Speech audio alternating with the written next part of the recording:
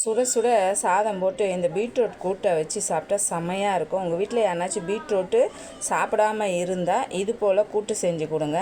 அதுக்கு 1/2 kilo beetroot, 100 gram கடலப்பருப்பு, ஒரு தக்காளி, ஒரு வெங்காயம், 2 பச்சை மிளகாய், 1/2 ஸ்பூன் வெறும் மிளகாத்தூள், 2 கிளாஸ் தண்ணி ஊற்றி 3 விசில் விட்டு எடுத்துக்கோங்க.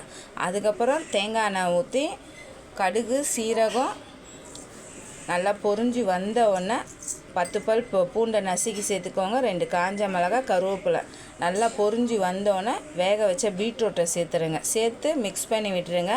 1/4 மூடி தேங்காய், 2 காஞ்ச மிளகாய், சீரகம், அதுக்கப்புறம் கடல் பாசி, பட்டை, லவங்கம் இதை சேர்த்து நல்லா நைஸாக அரைச்சி பீட்ரூட்டில் சேர்த்துருங்க. டேஸ்ட்டு சூப்பராக இருக்கும்.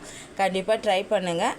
அதிலே ஒரு 1/2 கிளாஸ் தண்ணி ஊற்றி மிக்ஸ் பண்ணி கொதிக்க வச்சு சாப்பிட்டு பாருங்கள். செம்ம டேஸ்ட்டாக இருக்கும். ட்ரை பண்ணிவிட்டு கமெண்ட் பண்ணுங்கள்.